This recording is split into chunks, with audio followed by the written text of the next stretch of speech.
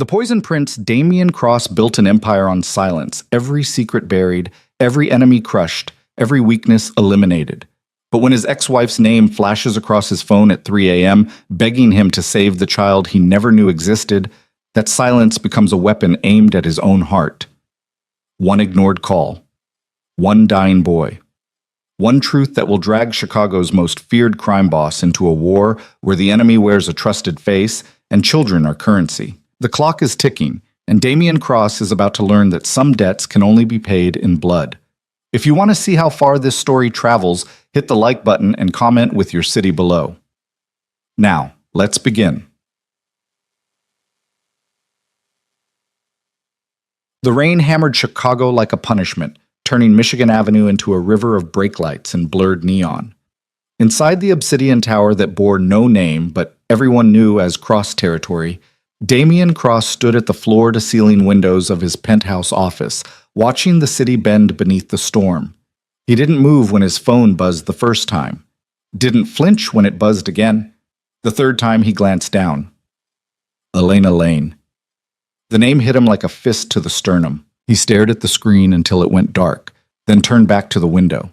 Behind him, his Lieutenant Marcus Webb shifted weight from one foot to the other, a rare sign of discomfort in a man who'd seen bodies dropped into the Chicago River without blinking.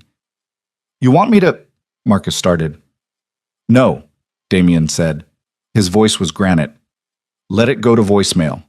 Marcus nodded and retreated to the corner of the room, his hand resting on the tablet that contained the evening's real business. Shipping manifests, payroll for 36 enforcers, and a delicate negotiation with the Southside Syndicate that required Damien's absolute focus. But focus was a luxury rapidly slipping through his fingers.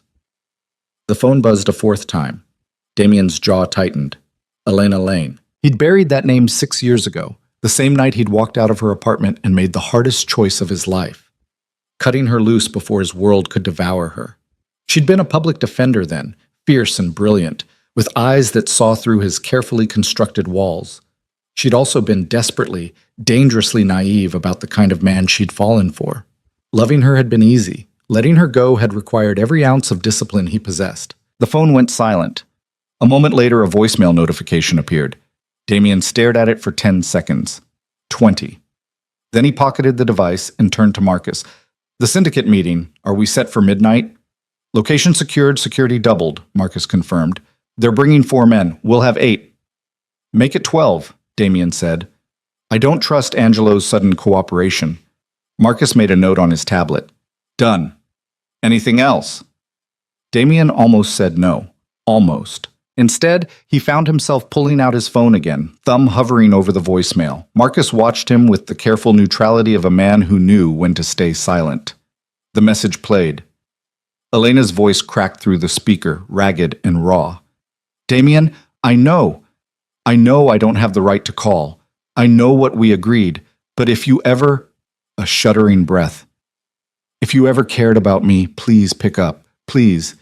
It's—" Another break, this one wet with tears. "It's about your son." The world tilted. Damien's hand went white-knuckled around the phone. What did she just say? Marcus took a careful step forward. "Boss?" She said.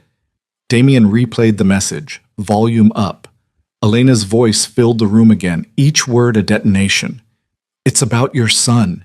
He's sick, Damien. The doctors don't know what's wrong, and he's getting worse, and I don't know what to do. I kept him secret. I kept him safe, but I can't do this alone anymore. Please call me back, please." The message ended. Damien stood frozen, his mind racing through calculations and timelines. 6 years since he'd walked away. 6 years since he'd made sure Elena Lane would never be touched by the violence that followed him like a shadow. 6 years, and she'd been raising his child in silence. "A son," he said quietly. The words felt foreign in his mouth. Marcus cleared his throat. "You didn't know." "I didn't know." Damien's voice was hollow. He'd made enemies of half the city's underworld. He'd buried secrets that could bring down empires. He'd built an organization so efficient that people whispered his name like a curse. And through it all, somewhere in Chicago, a child had been growing up without him. His child. His phone buzzed again. A text this time, also from Elena. Just an address. Mercy General Hospital, Pediatric ICU, room 347. Cancel the syndicate meeting, Damien said. Marcus's eyes widened. Boss, we've been working this deal for 3 months. If we don't show, reschedule it. Damien's tone allowed no argument. Tell Angelo something came up, something personal. He'll think it's a power play. Let him think whatever he wants. Damien was already moving toward the private elevator, Marcus scrambling to keep up. I need a car downstairs in 2 minutes. Full security detail. Where are we going? Mercy General. Marcus hesitated for only a second before pulling out his phone and barking orders into it. By the time the elevator reached the underground garage, a black SUV was idling near the private exit, flanked by 2 sedans. 6 armed men materialized from the shadows, their faces grim and professional. Damien slid into the back seat. Marcus took the front passenger side, already coordinating routes and security sweeps through his earpiece. The convoy pulled out into the storm, cutting through traffic with the kind of aggressive precision that made other drivers swerve and swear. Inside the SUV, Damien stared at his phone. He should call Elena back. He should demand answers, explanations, proof. Instead, he found himself scrolling through his contacts until he reached a name he hadn't used in years. Dr. Cora Cross. His cousin. A trauma surgeon who'd patched up more of his men than he cared to count, always discreet, always efficient. She worked at Mercy General. He dialed. She picked up on the second ring. Damien, it's late. I need information, he said without preamble. Pediatric ICU, room 347, patient admitted recently, critical condition. What can you tell me? A pause. That's confidential patient information. Cora. Another pause. Longer this time. Then the sound of fingers tapping on a keyboard. Noah Lane, 6 years old, admitted 4 hours ago with acute symptoms suggesting toxic exposure. They're running a full panel now, but preliminary results show elevated levels of... She stopped. Damien, this child's blood work is bizarre. The toxin profile doesn't match anything in the standard database. Meaning someone with access to very specialized compounds did this deliberately. Cora's voice dropped. This wasn't an accident. This was an attack. Damien's hand tightened on the phone. Is he stable? For now. But if they can't identify the toxin, they can't administer the right treatment. He has maybe 48 hours before organ failure becomes irreversible. A beat. Damien, why are you asking about this child? He ended the call without answering. The hospital loomed ahead, a concrete monolith lit up against the storm. The convoy pulled into the emergency bay, and Damien stepped out into the rain, ignoring the shouts of a security guard trying to wave them toward visitor parking. Marcus flashed a hospital badge, one of many the organization kept on hand for occasions like this, and the guard backed off immediately. Inside, the fluorescent lights were harsh and clinical. Damien moved through the lobby like a force of nature, his security detail fanning out around him. A nurse at the front desk opened her mouth to protest, took one look at his face, and wisely stayed silent. He found the elevator. Pressed the button for the 4th floor. Waited. Marcus stepped in beside him. We don't have a plan here, boss. The plan is simple, Damien said as the doors closed. I find out what happened to my son. And then I find who's responsible. The elevator climbed. Damien watched the numbers tick upward, his mind already cataloging enemies, rivals, anyone who might have discovered Elena's existence and decided she was a vulnerability worth exploiting. The list was long, too long. The doors opened. The pediatric ICU was quiet, save for the rhythmic beeping of monitors and the hushed conversations of night shift nurses. Damien walked past the main desk, following the room numbers until he reached 347. Through the glass partition, he saw her. Elena. She sat in a chair beside a small bed, her head in her hands, shoulders shaking with silent sobs. She looked older than he remembered, exhausted, hollowed out by fear. Her dark hair, once always carefully styled, hung loose and tangled around her face. She wore jeans and a sweater that had seen better days. And in the bed, surrounded by wires and tubes and machines that beeped with mechanical indifference, lay a boy. Damien stopped breathing. The child was small, pale, his face almost luminous under the harsh hospital lights. Dark hair, same shade as Damien's own. Sharp cheekbones that would grow into strength someday if he lived long enough. And even unconscious, even fighting for every breath, there was something unmistakable in the set of his features. This was his son. The door opened before Damien could decide whether to knock. Elena's head snapped up, eyes red and swollen. For a moment, she just stared at him, shock and relief and something like terror warring across her face. "You came," she whispered. Damien stepped inside, his security detail taking up positions in the hallway. Marcus closed the door quietly, giving them privacy. The room felt impossibly small with Damien in it, his presence filling every corner. "You should have told me," he said. His voice was low, controlled, but underneath it ran a current of something volcanic. Elena stood, swaying slightly. "You walked away. You made it very clear that I was protecting you." Damien moved closer, his eyes locked on the child in the bed. "You think I didn't know what staying would do? You think I wanted to leave?" "You didn't give me a choice," Elena's voice cracked. You decided what was best for both of us, and you left." "What was I supposed to do, Damien? Chase after you? Beg you to stay and watch you put a target on our backs?" "So you kept my son a secret instead." "I kept him safe." Elena was shaking now, fury and fear tangled together. "Do you have any idea how many nights I lay awake terrified that someone would find out? That they'd use him to get to you? I did what I had to do to protect him from your world." Damien turned to face her fully. "And how did that work out?" The words hit like a slap. Elena recoiled, fresh tears spilling down her cheeks. You don't get to come in here after 6 years and judge me. I did my best. I did everything alone." "You didn't have to." "Yes, I did." Elena's voice rose, and a nurse glanced through the window with concern. Elena lowered her volume, but not her intensity. "You made your choice. I made mine. And now he's dying because of it." Damien moved to the bedside. Up close, Noah looked even more fragile, his small chest rising and falling with the help of machines. Damien reached out, his hand hovering over the boy's arm, then withdrew. He didn't have the right to touch him. Not yet. "What happened?" he asked quietly. Elena sank back into her chair, exhausted. "He started getting sick 3 days ago. Stomach pain, vomiting, fever. I thought it was the flu. But then he started having seizures and his breathing..." She broke off, pressing her hands to her face. "The doctors ran tests. They think it's some kind of poisoning, but they can't identify the compound. They keep saying the toxicology is inconsistent with known substances." "Where was he before he got sick?" "School, home, the park near our apartment, his normal routine." Elena looked up at him. "I've been so careful, Damien. I don't let him go anywhere without me. I don't talk about you. I don't..." Her voice splintered. "I tried so hard to keep him invisible."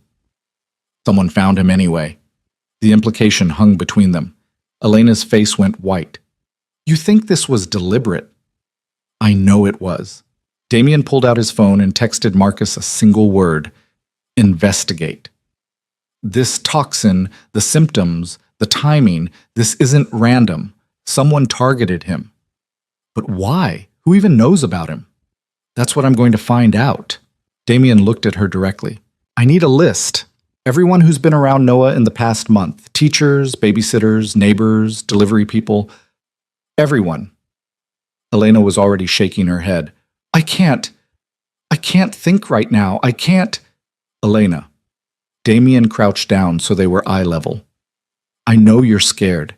I know you hate that I'm here, but right now I'm the only chance Noah has. Someone came after my son, and I will burn this city to the ground to find them.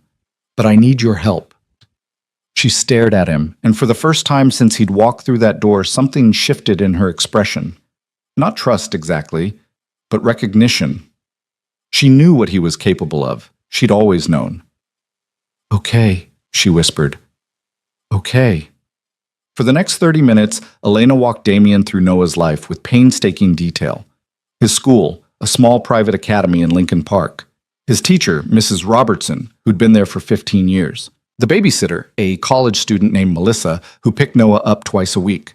The neighbors in their building, the parents of his classmates, the regular staff at the coffee shop where Elena worked part-time to supplement her legal aid salary. Damien absorbed it all, his mind building a map of potential access points. Marcus appeared at the door halfway through, tablet in hand. "We've got something," he said quietly. Damien stepped into the hallway. "Talk." Marcus pulled up security footage on his tablet.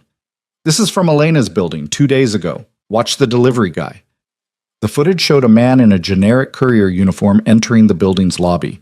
He spoke briefly to the doorman, then headed for the elevator. Unremarkable, except for one detail. As he waited, his eyes tracked upward, counting floors with the precision of someone who knew exactly where he was going. "That's not normal delivery behavior," Damien said. "No, and check this out." Marcus fast-forwarded to the man leaving 20 minutes later. His bag, which had been full when he entered, was now noticeably lighter. "He delivered something to Elena's floor. We pulled the building's resident list. There were 3 deliveries scheduled that day, none of them for Elena Lane." "Get me his face. Run it through every database we have access to." "Already did." Marcus swiped to a new screen. "His name is Kyle Brennan, former military, dishonorable discharge 3 years ago for conduct violations. Since then, he's been off the grid. No employment records, no address, no digital footprint. Ghost contractor," Damien said. "Someone hired him to make a delivery and then disappear." "That's my read." Marcus glanced back toward Noah's room. "Boss, if this was a professional hit, they'll have backup plans. We need to secure this hospital." Damien was already moving. He pulled out his phone and dialed Cora again. She answered immediately. "I need a favor," he said. "No questions asked." "I'm listening." "Room 347, pediatric ICU. I need that room turned into a fortress. Private security, controlled access, no one in or out without my explicit approval. And I need it done quietly." A pause. "Damien, if hospital administration finds out, they won't. You're good at making things happen without leaving fingerprints. That's why I'm asking you." He softened his voice slightly. "Please, Cora. This is important."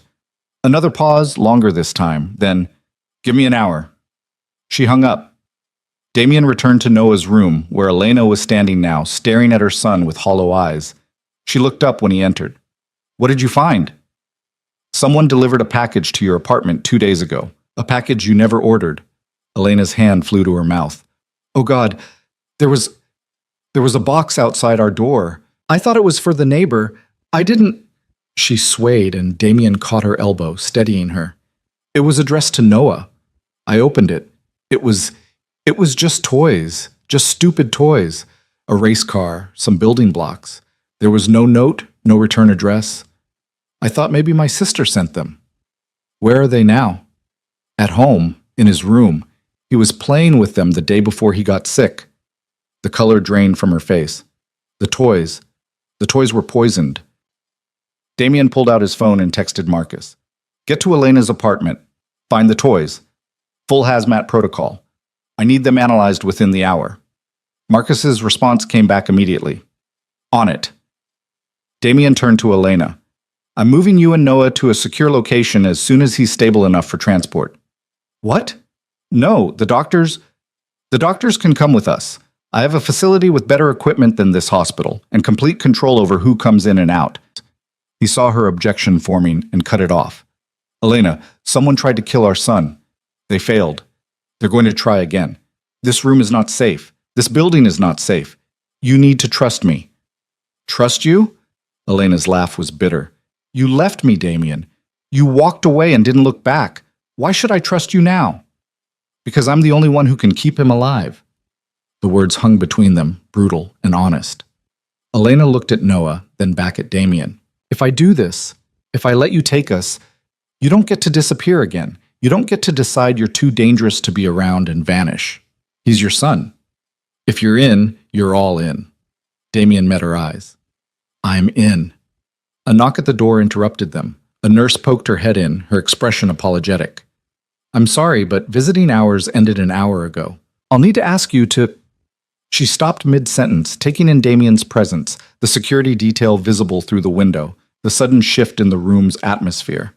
I'll come back later." She fled. Elena turned to Damien. "What did you do?" "Made sure no one questions why I'm here." He checked his watch.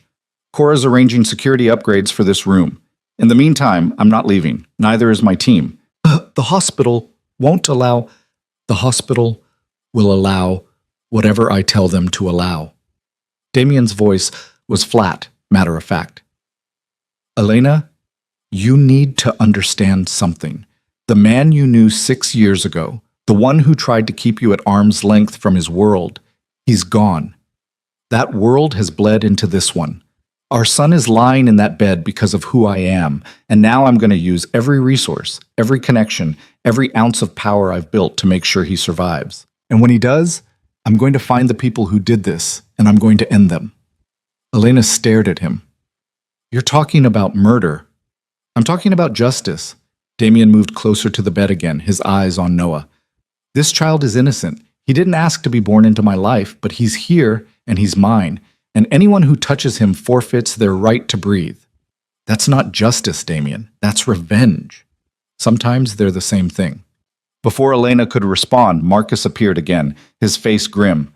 Boss, we have a problem. I sent a team to Elena's apartment like you asked. The door was already open. The place had been tossed, drawers pulled out, furniture overturned, and the toys were gone. Damien's jaw clenched. Someone's cleaning up. That's not all. Marcus glanced at Elena, then back to Damien. We found traces of the same toxin on the apartment's air vent. They didn't just deliver poisoned toys. They contaminated the whole space. Elena made a small, broken sound. Damien turned to her. Where's your sister? Anyone else who might have been in that apartment? My sister lives in Milwaukee. She hasn't visited in months. It's just been me and Noah. Elena was trembling now, the full horror of it sinking in. They came into my home. They poisoned my home. Our home, Damien corrected quietly. Our son. And they're going to pay for it. He pulled Elena into his arms before she could collapse, holding her upright as she finally let herself break. Over her head, he met Marcus's eyes and gave a single, silent command. Find them. Marcus nodded and disappeared. Damien held Elena while she cried, one hand on her back, the other reaching out to rest gently on Noah's foot, the first time he'd touched his son. The boy didn't stir, lost in whatever twilight world the toxin had dragged him into. But Damien made a promise to him anyway, silent and absolute. I will find who did this. I will make them answer for it. And I will make sure you wake up in a world where no one will ever hurt you again. In the hallway, Cora Cross arrived with a team of private security contractors dressed as hospital staff. She caught Damien's eye through the window and nodded once. The fortress was being built, and somewhere in Chicago, the people who'd tried to kill Noah Lane had no idea that they'd just woken a monster. The hunt had begun. The security contractors moved through the pediatric wing like shadows, their hospital badges flawless forgeries, their movements practiced and silent. Within 90 minutes, Cora had transformed the 4th floor into a controlled zone. New cameras appeared in the hallway corners. Access points were quietly rerouted. The nurses' station received a polite but firm directive from administration. Room 347 was now under specialized care protocols, and only pre-approved medical staff would be permitted entry. No one questioned it. Mercy General had seen enough of Damien Cross's reach over the years to know when to look the other way. Inside the room, Elena had stopped crying but hadn't let go of Noah's hand. She sat rigid in the chair, her eyes tracking every beep of the monitors, every slight change in his breathing. Damien stood at the window, phone pressed to his ear, his voice low and controlled as he coordinated the lockdown. I want a full background on every person who's had contact with that apartment building in the past month, he said into the phone. Security guards, cleaning staff, maintenance workers, residents, everyone. On the other end, Marcus's voice crackled with efficiency. Already running it. We've also got teams sweeping Elena's workplace, Noah's school, everywhere they've been in the past 2 weeks. Good. And the toxin analysis? Lab's working on it now. We pulled samples from the apartment ventilation system. Dr. Reeves says it's complex, custom-made, not something you buy off the street. Military-grade precision in the formulation. Damien's grip tightened on the phone. So we're looking for someone with serious resources, or serious connections to someone with resources. Marcus paused. Boss, there's something else. The doorman at Elena's building? He admitted he was paid $500 cash to look the other way when that delivery came through. Said a woman approached him 2 weeks ago, told him a courier would be coming with a special package, and he should make sure it got upstairs without questions. Description? 30s, professional dress, Dark hair, spoke with what he called a medical accent, like a doctor, scientist. Damien's eyes narrowed. A woman. Yeah. He couldn't give us much more than that, but we're working with a sketch artist now. Send me the sketch the second you have it. Damien ended the call and turned back to the room. Elena was watching him, her face pale but composed. You're building something, she said quietly. A case. A target list. I'm gathering information. Don't lie to me, Damien. Elena's voice was steady despite the exhaustion bleeding through. I know what you do. I've always known. When you start making calls like that, someone ends up dead. Damien crossed the room and sat in the chair beside her, close enough that their knees almost touched. Would that bother you? If the people who poisoned our son ended up dead? Elena looked at Noah, then back at Damien. Ask me again when he wakes up. Right now I don't care about anything except keeping him alive. Then we want the same thing. A soft knock interrupted them. Cora stepped inside, her white coat pristine, her expression professionally neutral.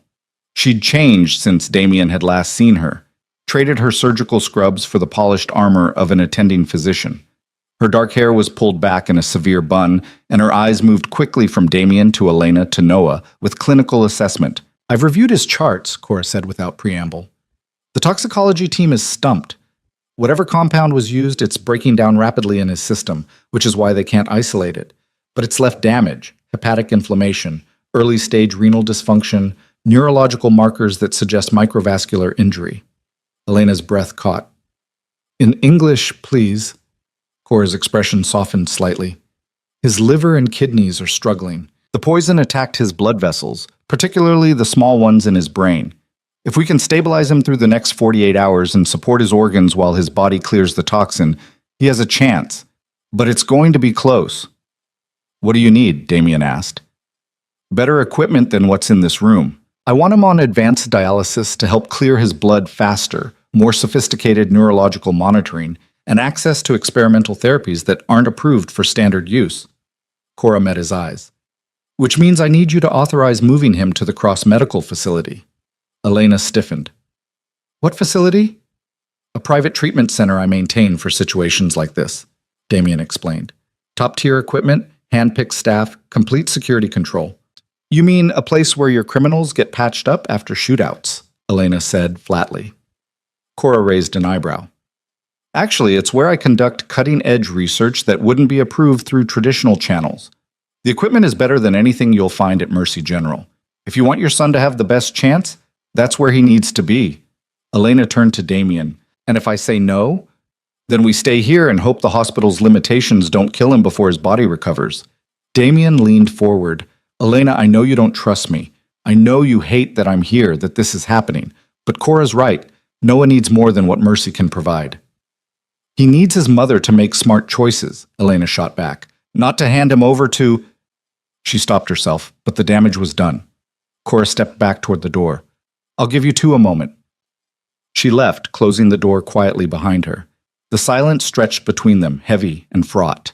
Finally, Damien spoke, his voice careful. You were going to say, hand him over to a criminal. Yes. Elena didn't look away. Because that's what you are, Damien. I fell in love with you 6 years ago thinking I could change you, thinking love would be enough to pull you out of that world. I was wrong. And I spent 6 years making sure Noah wouldn't pay the price for my mistake. And now he's paying it anyway, Damien said quietly. Elena flinched. That's not fair. No, it's not. Nothing about this is fair. Damien stood and moved to the window, his back to her. You kept him secret to protect him. I stayed away to protect you both. We both made choices we thought were right, and now our son is dying because someone found him anyway. Someone from your world. Yes. He turned to face her. Someone from my world. Which means I'm the one who can navigate that world to find them. I'm the one who knows how these people think, how they operate. And I'm the one with the resources to make sure that when we find them, they can never hurt anyone again. Elena stood slowly, her legs unsteady. You keep saying we, because it is we. Whether you like it or not, we're in this together now. You, me, Noah. Damien's voice dropped. I walked away 6 years ago because I thought it was the right thing to do. I thought cutting you loose would keep you safe. I was wrong. So I'm not walking away again. Not from him. Not from you. Not until this is over. And then what? Elena's voice broke. You ride off into the sunset and we go back to pretending you don't exist? That depends on you. Before Elena could respond, the door burst open. Marcus stood there, his face grim, tablet in hand. Boss, we've got the sketch. You need to see this. Damien crossed the room in 3 strides and took the tablet. The image on the screen showed a woman in her mid-30s with sharp features, intelligent eyes, and dark hair pulled back from her face. Professional, polished, vaguely familiar. Elena appeared at his shoulder. Who is that? I don't know, Damien said slowly. But something about the woman's face nagged at him, a ghost of recognition he couldn't quite place. He handed the tablet back to Marcus. Run this through facial recognition. Check medical databases, research institutions, pharmaceutical companies. If she has the knowledge to create a custom toxin, she's got credentials somewhere. On it, Marcus hesitated. There's more. The lab finished the preliminary analysis on the toxin samples from the apartment. And? It's a bioengineered compound, not just military grade, experimental, the kind of thing you'd only see in black-budget research programs or extremely specialized pharmaceutical development. Marcus pulled up a second screen showing complex molecular diagrams. Dr. Reeves says whoever made this had access to cutting-edge biotechnology and a deep understanding of how to manipulate cellular pathways. Damien studied the diagrams. So we're looking for a scientist, someone with resources and expertise, and someone who wanted Noah specifically, Marcus added. This wasn't a random attack. The delivery was targeted, the dosing was calibrated for a child his size, and the compound was designed to break down rapidly to avoid detection. This was planned meticulously. Elena grabbed Damien's arm. Why would anyone want to hurt Noah? He's 6 years old. He's nobody. We're nobody. You're not nobody, Damien said quietly. You're connected to me.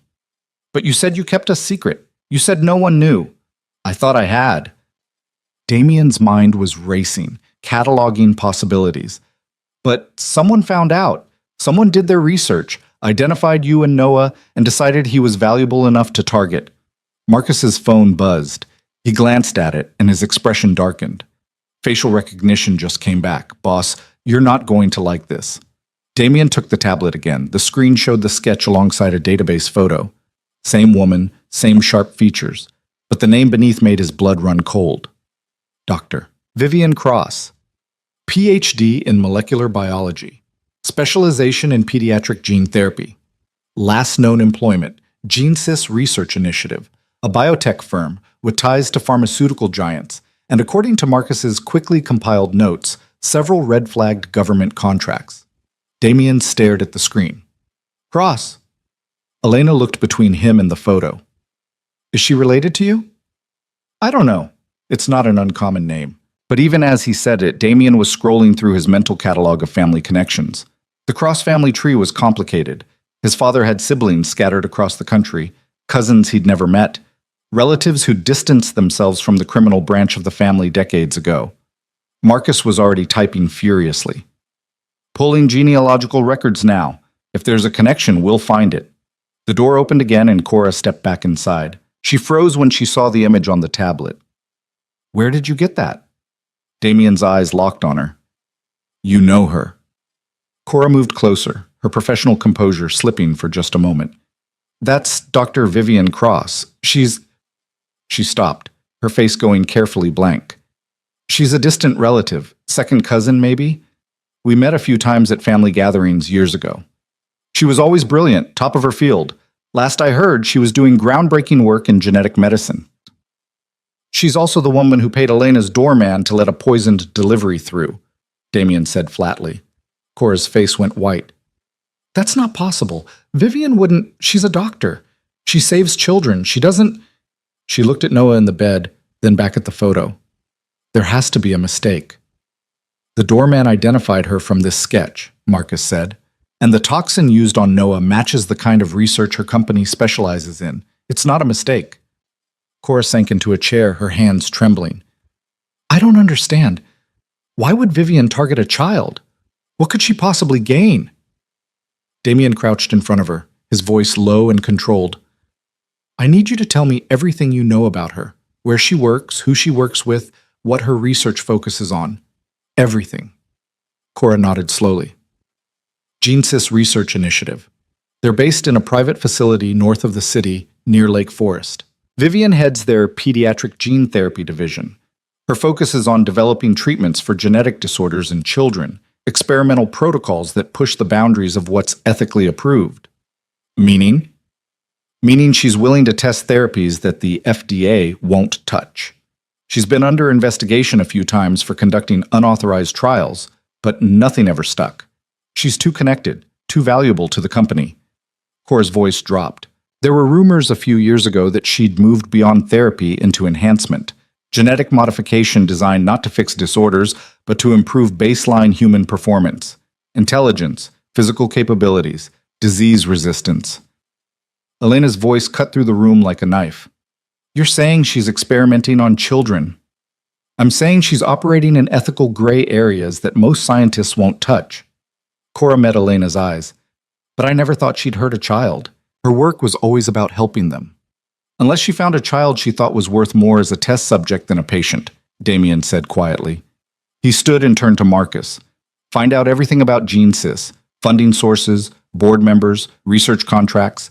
I want to know who's protecting her and why. Marcus was already moving. I'll have a full report in an hour. Damien's phone buzzed. He glanced at the screen and saw a message from his lead investigator. Found something in Elena's medical records. You need to see this. He stepped into the hallway and called back.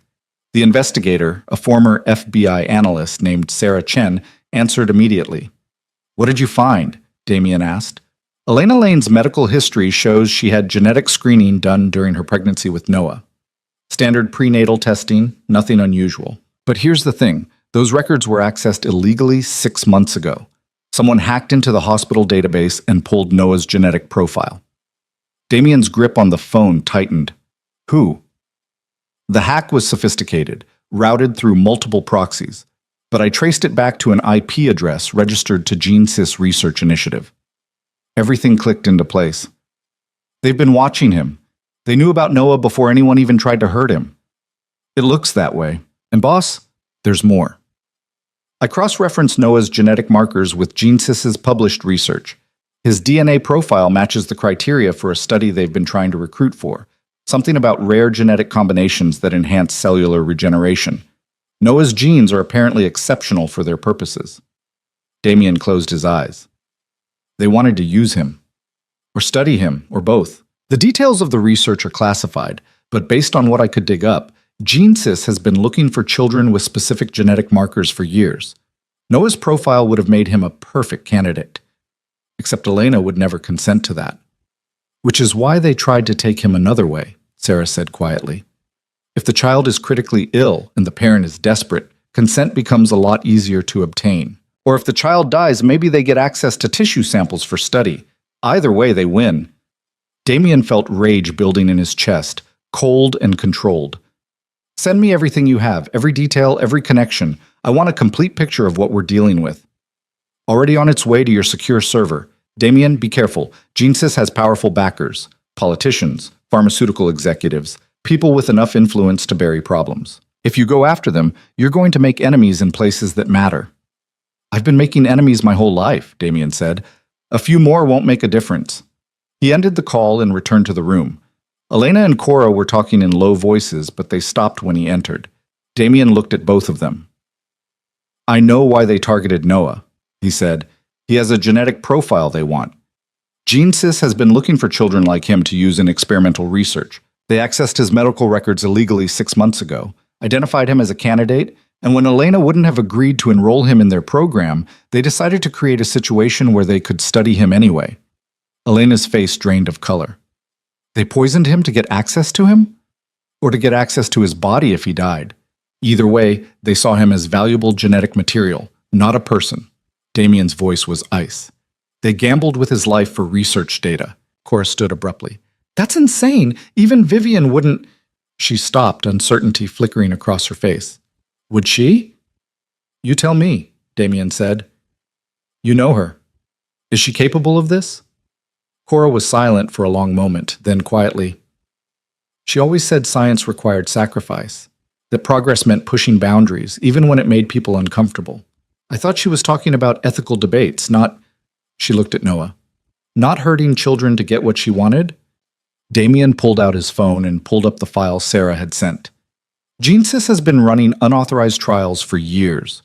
Children with rare genetic profiles admitted to their facility for experimental treatment, parents pressured to sign consent forms they don't fully understand.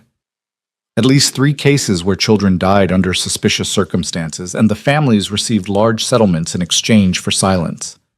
Elena made a choked sound. They're killing children. They're experimenting on them, Damien corrected, and when the experiments fail, they cover it up. Noah's profile made him a target.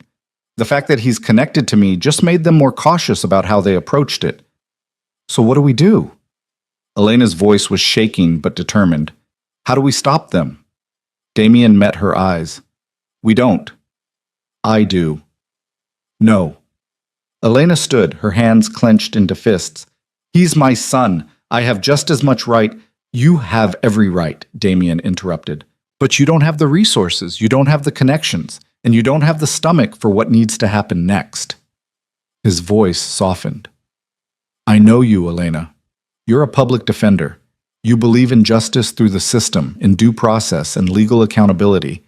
But the people who did this to Noah operate outside that system. They've bought protection, buried evidence, silenced witnesses. The law won't touch them. Then we make it touch them. We go to the FBI, we bring evidence, and they bury it, Damien said. Or worse, they tip off GeneSys and everyone involved disappears before we can build a case. These people have too much power, too many connections. The only way to stop them is to hit them where they can't hide. Elena shook her head. You're talking about murder again. I'm talking about justice. That's not justice, that's revenge. Then call it revenge. Damien's control finally cracked, his voice rising. Call it whatever you want, but our son is lying in that bed fighting for his life because someone decided he was worth more as a lab specimen than a living child. So yes, I'm going to find the people responsible and I'm going to make sure they can never do this again. If that makes me a monster, fine. I've been called worse. Elena stared at him, breathing hard. You'll end up in prison. Or dead. And then what happens to Noah? I won't end up in prison, Damien said quietly. I'm very good at not getting caught. Before Elena could respond, an alarm shrieked from the monitors beside Noah's bed. All 3 of them spun toward the sound. Noah's small body had gone rigid, his back arching off the mattress, his monitors flashing red warnings. Seizure! Cora was already moving, hitting the call button and pulling emergency supplies from the crash cart. Damien, get Elena out of here. No! Elena lunged toward Noah, but Damien caught her around the waist, pulling her back as Cora worked. A team of nurses burst through the door, responding to the alarm. Cora barked orders, medications, dosages, monitoring adjustments. Her voice calm and authoritative despite the chaos. Damien held Elena as she fought against him, her screams tearing through the room. Let me go! That's my son! Noah! Let them work, Damien said into her ear, his arms locked around her. Elena, let them work. The seizure lasted 90 seconds, though it felt like hours. When it finally stopped, Noah lay limp and pale, his breathing shallow. Cora checked his vitals, her movements efficient and practiced. The nurses stepped back, waiting for instructions. Stabilizing, Cora said finally, but his neurological function is deteriorating faster than I expected. The toxin must have done more damage than the initial scans showed. She looked at Damien. We need to move him, now. Mercy General doesn't have the equipment to handle this level of neurological trauma. Damien released Elena slowly. She sagged against him, all the fight gone out of her. Okay, she whispered. Okay. Move him. Do whatever you have to do. Just save him. Cora nodded and turned to the nurses. Prepare him for transport. I want a full crash team ready, advanced life support, and a direct route to the Cross Medical Facility. No delays. The nurses moved immediately, disconnecting monitors and preparing Noah for transfer. Damien pulled out his phone and sent a single text to Marcus. Transport in motion. Secure the route. No interference. The response came back in seconds. Route secured. Transport team standing by. Within 20 minutes, Noah was loaded into a specially equipped ambulance that looked like standard medical transport, but carried equipment worth more than most people earned in a lifetime. Cora rode in back with him, her hands steady on the monitors. Elena sat beside her, holding Noah's hand. Damien followed in the SUV with Marcus, his security detail forming a protective convoy around the ambulance. Through the rain-slicked streets of Chicago, they moved like a military operation, traffic mysteriously clearing ahead of them, intersections controlled by men in dark suits who materialized and vanished with practiced efficiency. Jean's facility is 40 minutes north, Marcus said, pulling up maps on his tablet. Heavy security, private access road, probably a dozen guards minimum. I'm not hitting them tonight, Damien said. Marcus looked surprised. Boss? Tonight, I focus on Noah, getting him stable, keeping him safe. But once he's secure, Damien's voice went cold. Then we go hunting. The Cross Medical Facility rose out of the industrial district like a fortress disguised as a hospital. Modern architecture, tinted windows, and enough security to make most government buildings jealous. The ambulance pulled into an underground entrance, and within minutes, Noah was being transferred to a private suite that looked more like a luxury hotel room than a hospital ward. Except for the equipment. Floor-to-ceiling monitors, advanced dialysis machines, neurological scanners that could map brain activity in real time. Cora moved through the space like a conductor, orchestrating Noah's care with absolute authority. Elena stood in the corner, overwhelmed and exhausted. Damien appeared beside her with a bottle of water. Drink, he said quietly. She took it without arguing, her hand shaking as she opened the cap. This place, it's like something out of a science fiction movie. It's where I bring people who matter, Damien said. And right now nothing matters more than him. Elena looked at him. Thank you. For this. For... Her voice broke. For being here. I should have been here all along, Damien said. That's on me. They stood in silence, watching as Cora and her team worked to stabilize Noah. Hours blurred together. Elena eventually collapsed into a chair, falling into an exhausted sleep. Damien stood watch at the window, his mind already planning the next move. At dawn, Marcus appeared with news. We've located Vivian Cross. She's scheduled to be at the GeneSys facility tomorrow for a board meeting. Big presentation on her latest research findings. Damien turned from the window. Perfect. That gives us 24 hours to plan. Plan what exactly? A visit, Damien said. I want to ask Dr. Cross some questions, and I want to make sure she understands exactly what happens to people who hurt my family. Marcus left to coordinate surveillance on the GeneSys facility, while Damien remained at the window, watching dawn break over Chicago's skyline. Behind him, machines beeped steadily, monitoring Noah's fragile progress.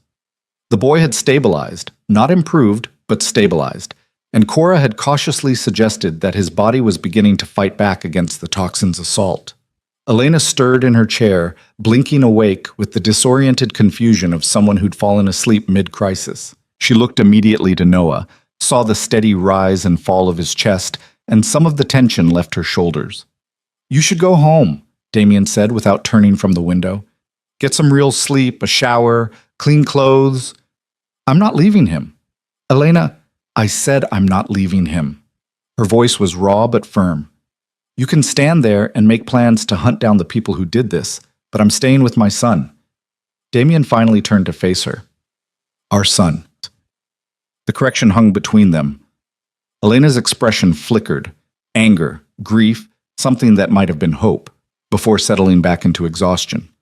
Our son, she agreed quietly, which means you don't get to make all the decisions anymore. I'm not trying to... Yes, you are. That's what you do, Damien. You assess the situation, make the call, and expect everyone else to fall in line.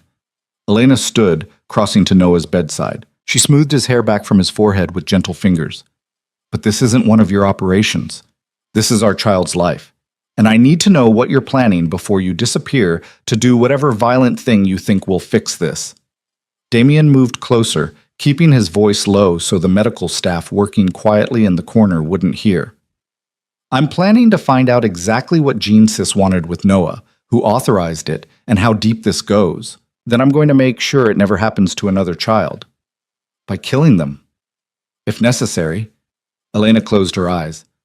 I spent 6 years trying to keep him away from this. From violence, from blood, from the kind of moral compromises you make every day. And now, here we are anyway. You think I wanted this? Damien's control slipped for a moment. You think I wanted to walk in here and find out I have a son who's dying because of who I am? I would give anything to go back and make different choices, but I can't. All I can do is move forward and make sure the people responsible pay for what they've done. And then what? You think revenge will make you feel better? You think it'll undo the damage? No, but it'll stop them from doing it again. Elena turned to look at him directly. Will it? Or will it just create new enemies, new threats, new reasons for someone to come after us? Because that's how your world works, Damien. Violence begets violence. You kill their people, they kill yours. It never ends. It ends when I make it end, Damien said quietly. That's the difference between me and most people in my business. I don't just react. I finish things.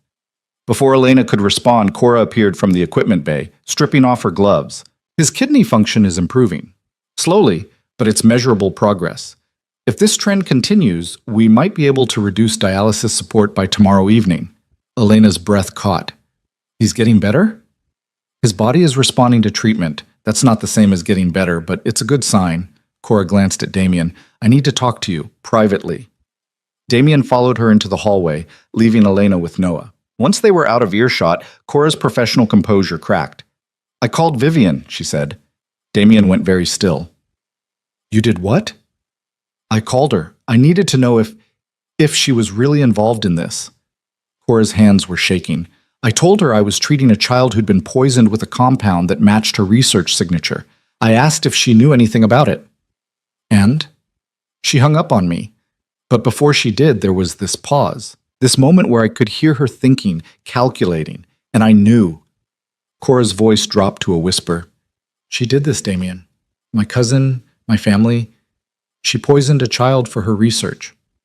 What exactly did you tell her? Just that I had a patient with an unusual toxin profile. I didn't mention Noah by name, didn't say anything about you or Elena, but she's smart. If she's been tracking him, she'll put it together. Cora pressed her hands to her face. I'm sorry. I needed to believe there was some other explanation. Damien pulled out his phone and texted Marcus. Vivian Cross knows we're on to her. Accelerate timeline. I want eyes on that facility within the hour. Marcus's response came back immediately. Already moving. We've got satellite surveillance and a team prepping for insertion. Damien turned back to Cora. You may have just tipped our hand, but maybe that's not a bad thing. If Vivian knows we're coming, she'll make moves. And when people panic, they make mistakes. What kind of moves? Destroying evidence, contacting co-conspirators, running. Damien's eyes were cold. All of which gives us more information about who else is involved. Cora straightened, some of her professional steel returning. I want to help. Whatever you're planning, I want in. No. Damien, you're a doctor. You save lives. That's what you do best, and right now, that's what Noah needs. Let me handle the rest. She's my family too, Cora said. My responsibility. She's a criminal who hurt a child. That makes her my responsibility. Damien's tone softened slightly. Stay with Noah. Keep him alive. That's how you help. Cora nodded reluctantly and returned to the treatment room. Damien stayed in the hallway, his mind already racing through contingencies. If Vivian knew they were investigating, she'd warn her partners at GeneSys. They'd start covering tracks, moving assets, preparing defenses. Which meant Damien's window for action was narrowing rapidly. His phone buzzed with an incoming call from Marcus. Talk to me, Damien answered. We've got a problem. GeneSys just went into lockdown. All non-essential personnel evacuated, security doubled, and they've activated some kind of data purge protocol. Whatever they're trying to hide, they're doing it right now. Damien swore under his breath. How long until your team is in position? 20 minutes. But boss, if they're destroying evidence, then we move faster. I'm coming to you. Damien was already walking toward the elevator. Keep surveillance active and prep for immediate insertion. I want to know every person who leaves that building and where they go. You're not thinking of hitting them in broad daylight. I'm thinking of stopping them before they erase everything that connects them to Noah. Damien stepped into the elevator.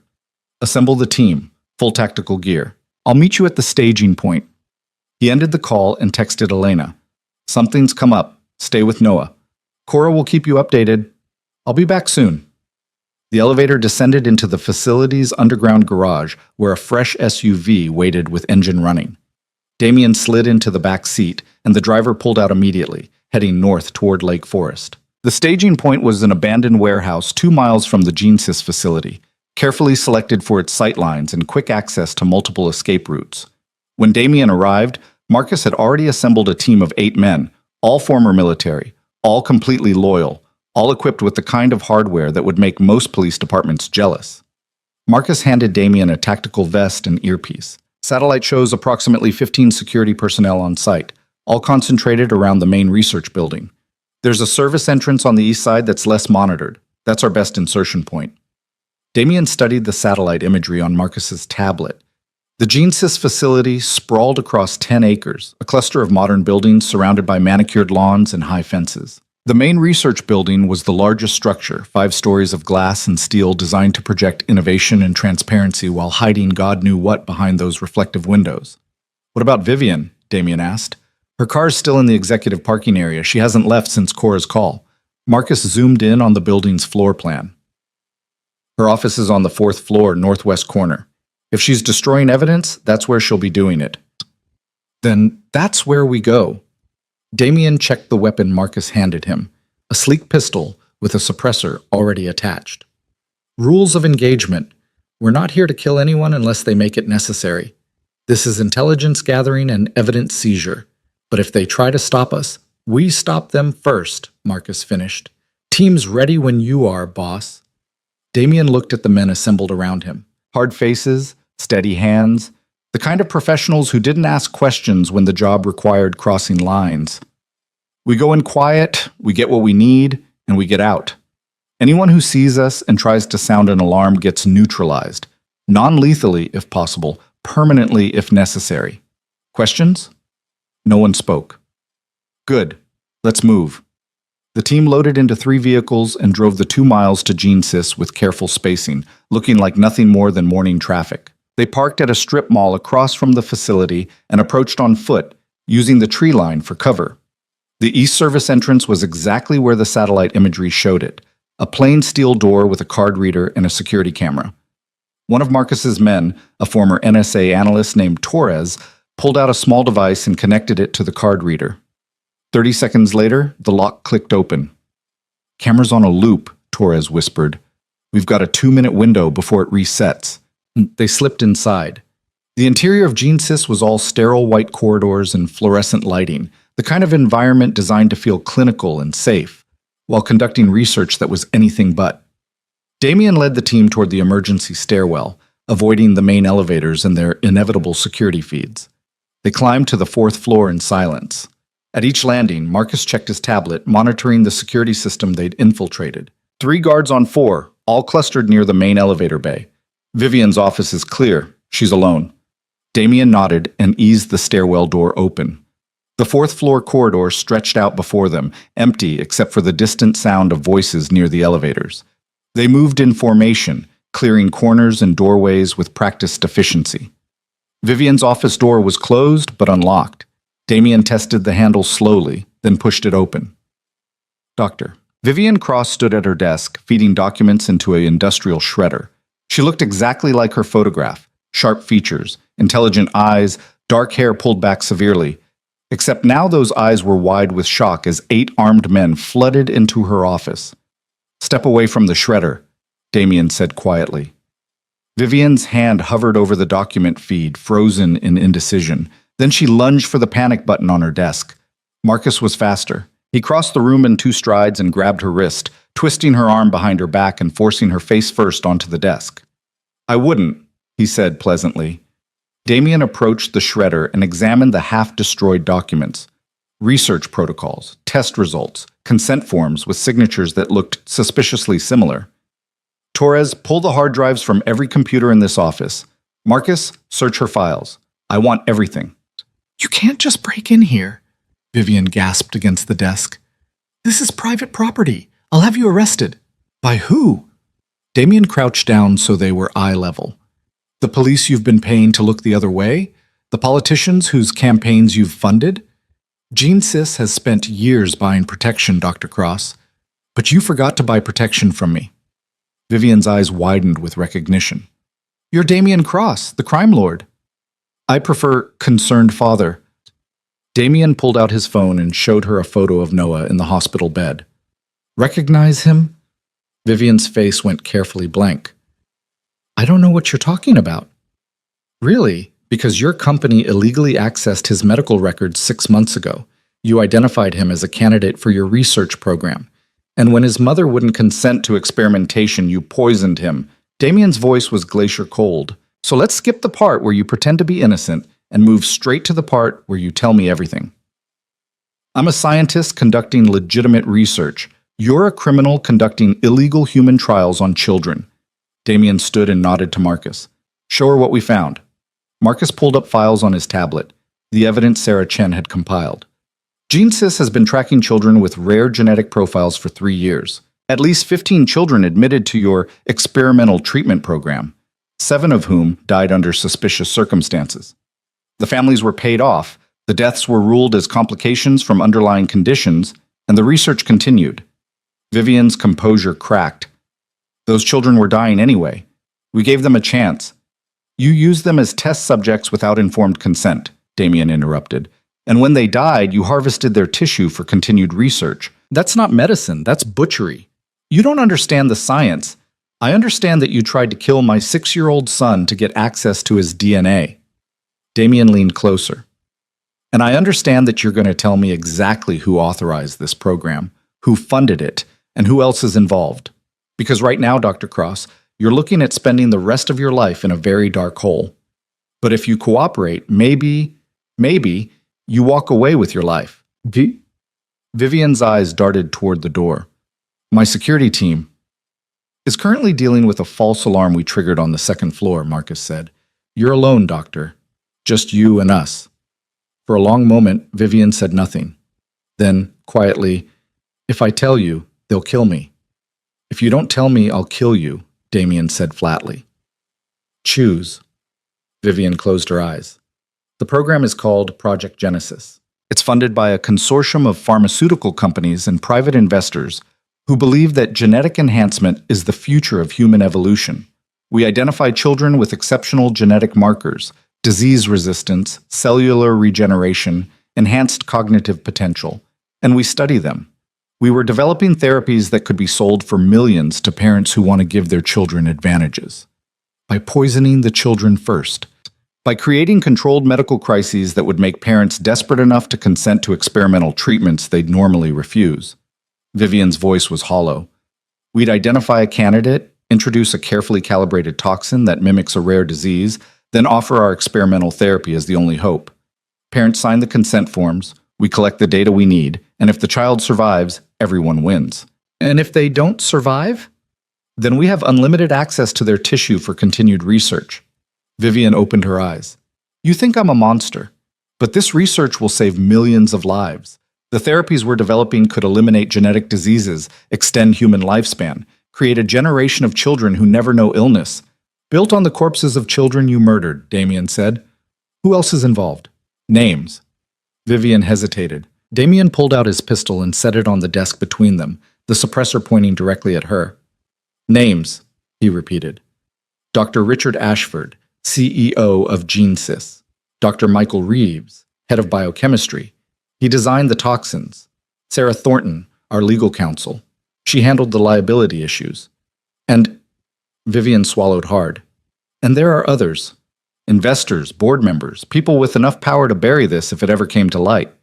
Write them down. Damien slid a notepad across the desk. Every name, every connection, every detail you can remember. Vivian picked up a pen with shaking hands and began writing. As she did, Torres emerged from the inner office carrying 3 external hard drives. Got everything from her computer system.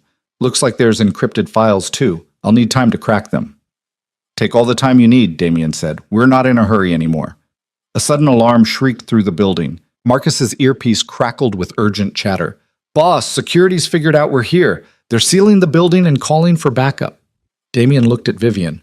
Is there another way out of this floor? She shook her head. The emergency exits are all monitored. You're trapped. Then I guess we're doing this the hard way. Damien took the notepad, now filled with names and details, and folded it into Icho's jacket. Marcus, take 3 men and secure the east stairwell. Torres, you're with me. We're getting Dr. Cross out of here. What? No. Vivian backed away. I'm not going anywhere with you. You just confessed to multiple counts of murder and conspiracy. You really think I'm going to leave you here to recant everything the moment we're gone? Damien grabbed her arm. You're coming with us. Whether you walk or I carry you is your choice. Vivian looked at the gun still sitting on her desk, then at Damien's face, and apparently decided cooperation was her best option.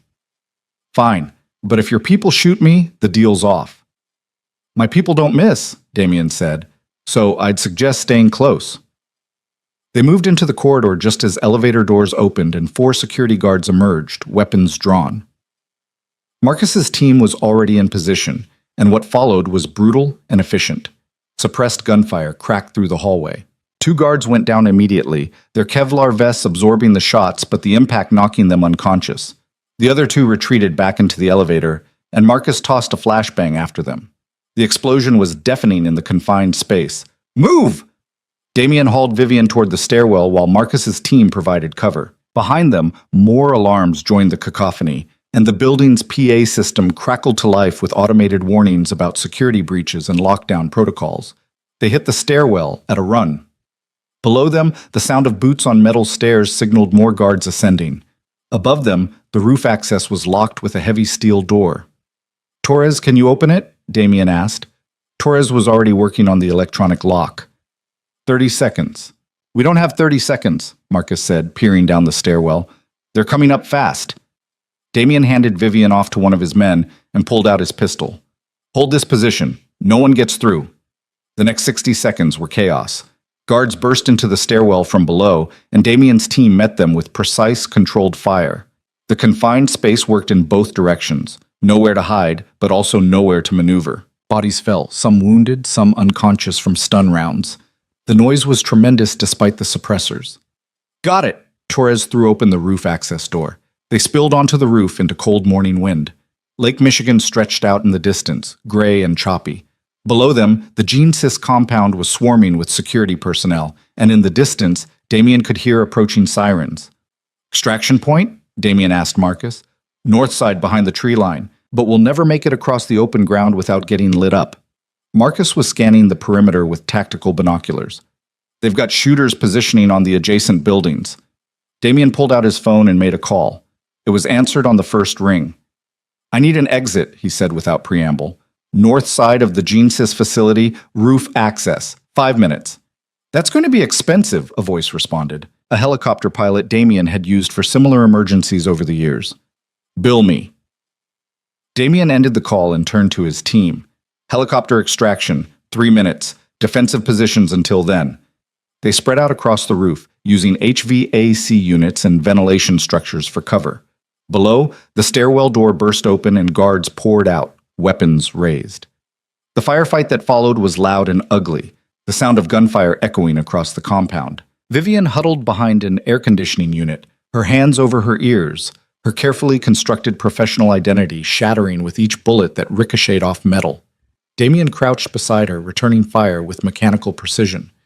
This is insane, she screamed over the noise.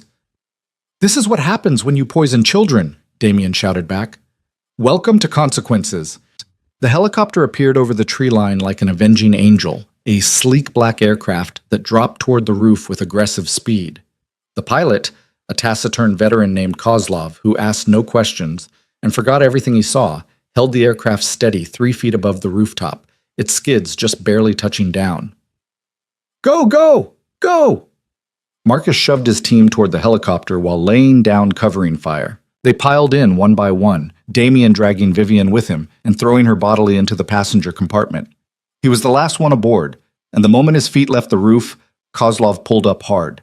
Bullets pinged off the helicopter's armored hull as they climbed. Through the open door, Damien watched Gene Sys shrink below them, security personnel scattering across the compound like disturbed ants. Then they were over the tree line and banking hard toward the city, leaving chaos in their wake. Inside the helicopter, Vivian was sobbing. Torres was securing the hard drives in a waterproof case. Marcus was on his phone, coordinating cleanup and misdirection. and Damien sat in silence, his mind already moving to the next phase. They had Vivian. They had evidence. They had names. Now they just had to make sure none of it could be buried. The helicopter set down in an industrial area south of the city, landing in a warehouse that had been quietly acquired by one of Damien's shell companies years ago. The moment the skids touched concrete, Damien's team moved with practiced efficiency, securing Vivian in a windowless office at the back of the building, establishing a perimeter, and beginning the process of making the facility disappear from any digital surveillance that might have tracked their flight path. Vivian sat in a metal chair, her expensive clothes rumpled and stained, her face streaked with tears and mascara. She looked nothing like the composed scientist who'd been destroying evidence in her office an hour ago. Now she looked like what she was, a criminal who'd just realized how completely her world had collapsed. Damien stood in front of her, his tactical vest removed but his weapon still holstered at his side. Marcus worked at a laptop nearby, downloading the contents of the hard drives Torres had seized. The data was extensive. Years of research, trial results, financial records, communications between GeneSys leadership and their consortium of backers. "How many?" Damien asked quietly. Vivian looked up, her eyes red and swollen. "What? How many children did you experiment on? The real number, not whatever sanitized version is in your official records." She was silent for a long moment. Then, barely audible, 43. The number hit Damien like a physical blow. 43 children. Over 3 years. Not all of them were. Some of them recovered. Some of them are fine now, living normal lives, their parents never knowing what we did. Vivian's voice was hollow. "We were careful. We calculated the doses precisely. Most of them survived." "Most," Damien repeated. "How many didn't?" 9. Vivian pressed her hands to her face. 9 children died, but their deaths weren't in vain. The data we collected from their cases advanced our research by years. We learned how to refine the compounds, how to minimize adverse reactions. The children who came after them had better survival rates because you murdered 9 kids and used their corpses as learning opportunities," Damien finished. His control was fraying at the edges, rage building beneath the surface. "You really think that justifies it? That scientific progress somehow balances the scales? You don't understand the potential of what we were doing." Vivian's composure shattered completely. The therapies we were developing could have eliminated childhood cancers, genetic disorders, degenerative diseases. We could have saved millions of lives. But people like you, with your small-minded morality, you can't see past the individual tragedies to the greater good. Damien's hand shot out and gripped her throat, not hard enough to strangle, but enough to cut off her words. He leaned in close, his voice deadly quiet. "My 6-year-old son is one of your individual tragedies. So spare me the philosophical justification for child murder." He released her and stepped back, his hand shaking with the effort of restraint. Marcus glanced up from the laptop, his expression carefully neutral, ready to intervene if Damien crossed the line from interrogation into execution. Vivian gasped for breath, her hand at her throat. "What are you going to do with me?" "That depends on how cooperative you are." Damien pulled up a chair and sat down, forcing himself back into control. "I need more than names and confessions. I need proof that will hold up when this goes public. Bank records, communications, video evidence of the trials, everything that connects Project Genesis to the people funding it." "If I give you that, they'll kill me," Vivian said. "These aren't just pharmaceutical executives and investors. There are people involved with connections to government agencies, military research programs, corporations worth billions. They have the resources to make anyone disappear." "So do I," Damien said. "The difference is I'm offering you a choice. Cooperate fully, and I'll make sure you're protected long enough to testify. Refuse, and I'll turn you over to the families of the children you murdered, and let them decide your fate." Vivian's face went white. "That's not protection, that's witness intimidation. Call it whatever you want, but you're running out of options." Damien nodded to Marcus. "Show her what we found." Marcus turned the laptop around. On the screen were financial records showing massive transfers of money from a network of offshore accounts into GeneSys's research division. Hundreds of millions of dollars, all carefully laundered through legitimate medical research grants and charitable foundations. But the trail was there, if you knew where to look and had the resources to dig deep enough. We've already cracked most of your encryption, Marcus said. Within a few hours, we'll have a complete picture of everyone involved in Project Genesis. Names, account numbers, communications, everything. You can help us understand what we're looking at and maybe earn yourself some consideration. Or you can stay silent and be completely disposable when we don't need you anymore. Vivian stared at the screen, her scientific mind clearly racing through probabilities and outcomes. Finally, she spoke. There's a secure server, not connected to the GeneSys network. It's maintained by Dr. Richard Ashford personally. He doesn't trust anyone else with the most sensitive data.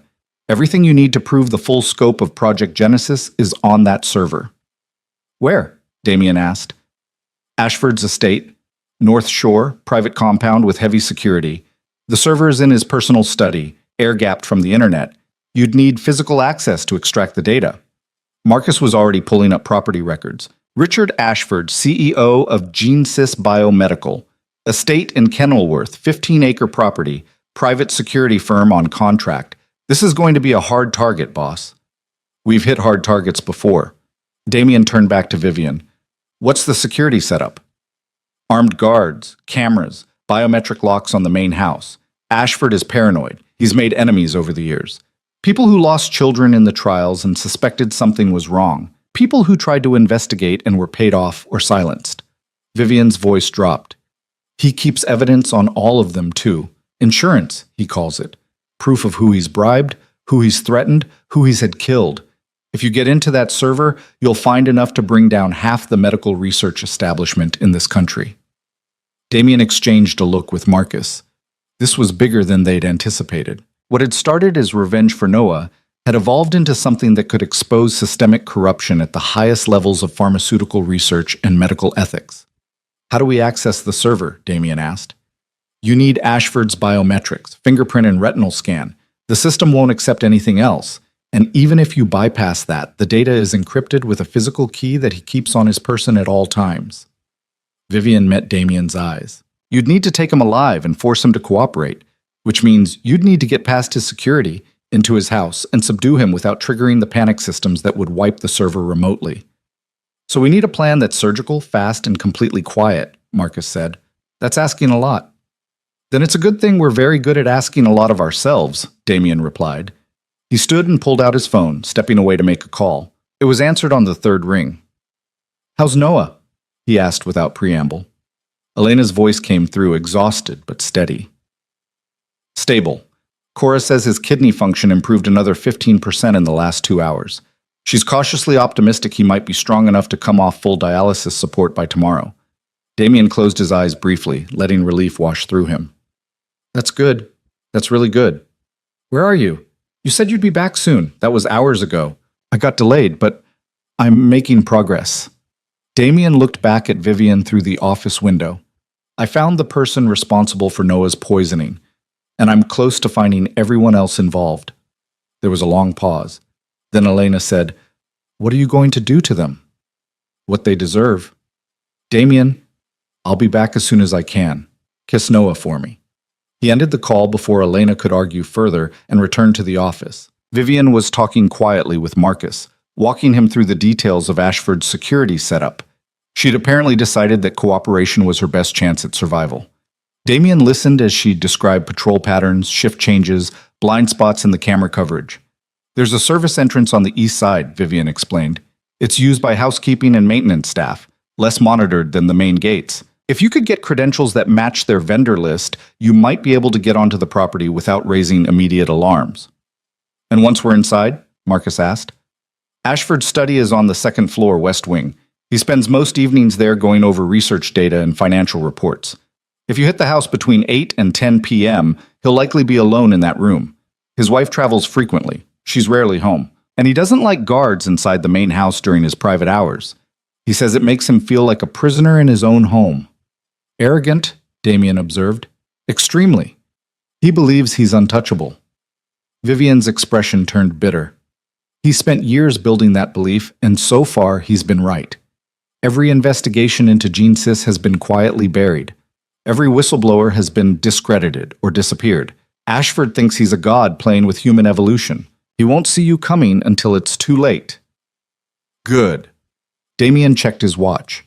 It was just past noon. Marcus, I need a full tactical plan by 1600 hours. Insertion team of 6, full equipment, contingencies for every scenario. We move tonight. Marcus nodded and began making calls, pulling in additional personnel and coordinating logistics. Damien turned back to Vivian. You're coming with us, he said. Her eyes widened. What? No, I told you everything, and now you're going to help us execute the plan. If anything you've told us is wrong, if there's a security measure you forgot to mention, you'll be right there to experience the consequences. Damien's tone allowed no argument. Consider it incentive to be thorough and honest. Vivian slumped in her chair, defeated. Fine, but if I die doing this, then you die having helped stop something evil, Damien finished, which is more than you deserve considering what you've done. The afternoon passed in a blur of preparation. Marcus assembled a team of Damien's most trusted operatives, men and women who'd worked together for years, who knew each other's movements instinctively, who could execute complex operations with minimal communication. They studied blueprints of Ashford's estate, memorized guard rotations, identified entry and exit points. Torres worked on creating false credentials that would pass scrutiny at the service entrance. Sarah Chen remotely accessed traffic cameras and satellite surveillance to map approach routes that would minimize exposure. Every detail was planned, every contingency accounted for. At 4 p.m., Damien returned to the Cross Medical Facility to check on Noah. He found Elena in the treatment room, reading to their son from a children's book while machines beeped steadily in the background. Noah was still unconscious, but his color had improved. He looked less like a dying child and more like a sleeping one. Elena looked up when Damien entered. You look like you're going to war. Just finishing what I started. Damien moved to the bedside and placed his hand gently on Noah's arm. The boy didn't stir, but Damien felt the warmth of his skin, the steady pulse of blood beneath the surface. Life, fighting to continue. How is he really? Cora says if he maintains this trajectory, he could wake up within 48 hours. His brain activity is normalizing. His organs are recovering. Elena's voice caught. It's a miracle. It's good medicine and good timing, Damien corrected gently, and a stubborn kid who refuses to give up. Elena set the book aside and stood. What aren't you telling me? What makes you think you have that look? The one you used to get when you were about to do something dangerous and didn't want me to worry. She crossed her arms. So what is it this time? Where are you going tonight? Damien met her eyes. I'm going to finish this. I found the people who authorized Noah's poisoning, and I'm going to make sure they can never hurt another child. By killing them. By exposing them. By collecting evidence that will destroy their careers, their freedom, and their ability to hide behind money and influence. Damien paused. And if some of them don't survive the collection process, I won't lose sleep over it. Elena looked at him for a long moment, her expression unreadable. Then, quietly, I should be trying to talk you out of this. I should be telling you that violence isn't the answer, that we should go to the authorities, that there's a right way to do this. But our son almost died because these people thought they could use him as a lab rat. And part of me, the part that's been sitting in this room watching him fight for every breath, that part wants you to make them pay. Elena's voice hardened. So do what you need to do, just come back alive, because Noah's going to need his father when he wakes up.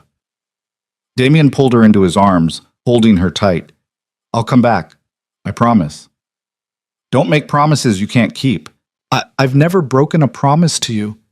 You promised you'd always protect me, Elena said against his chest. And then you left. I was protecting you. I just did it badly. Damien pulled back to look at her. I won't make that mistake again. He kissed her forehead and left before she could respond, knowing that if he stayed any longer, he might lose his nerve for what came next. At 8 p.m., the team assembled at a staging point 2 miles from Ashford's estate. They wore dark tactical gear and carried equipment designed for stealth and precision. Vivian sat in the back of one of the vans, pale and terrified but resigned to her role. Damien stood before his team and laid out the plan one final time. We go in through the service entrance posing as emergency HVAC repair. Torres has credentials that will check out if anyone runs them. Once we're on the property, we split. Marcus takes 3 to secure the perimeter and disable external communications. I take 2 plus Dr. Cross into the main house. We locate Ashford, secure him, and extract the server data. Total time on site, 15 minutes maximum. Questions? No one spoke. Good. Let's move.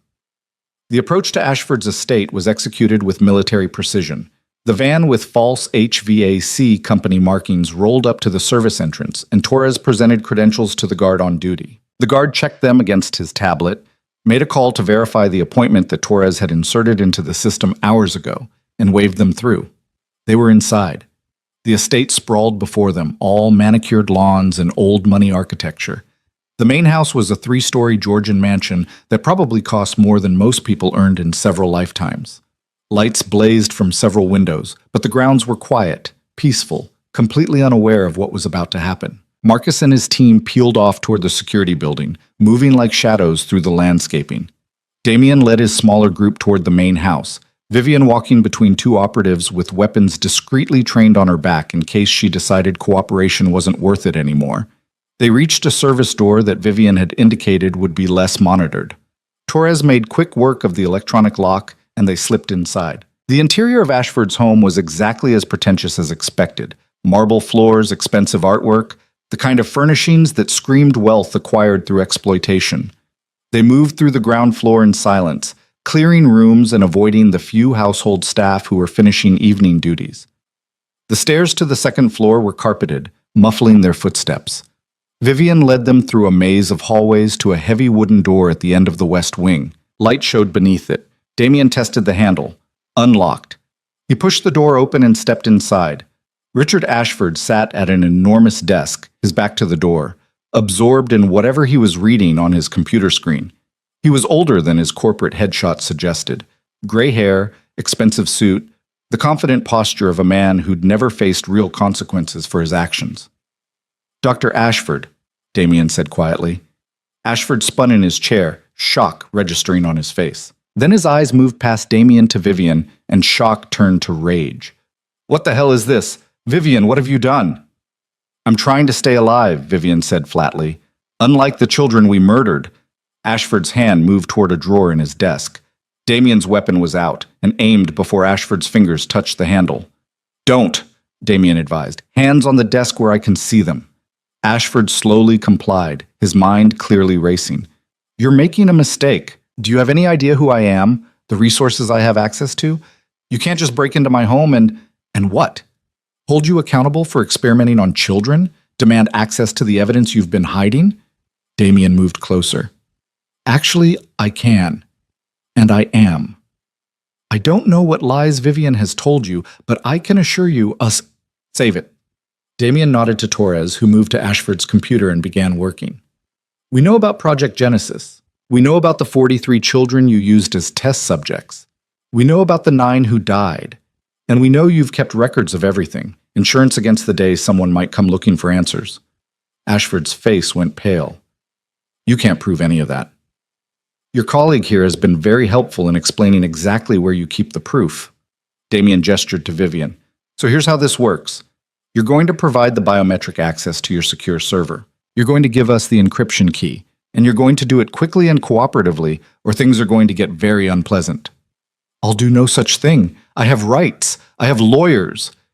Damien's weapon shifted slightly, the suppressor now aimed at Ashford's knee. "You have 3 seconds to start cooperating. 3, 2...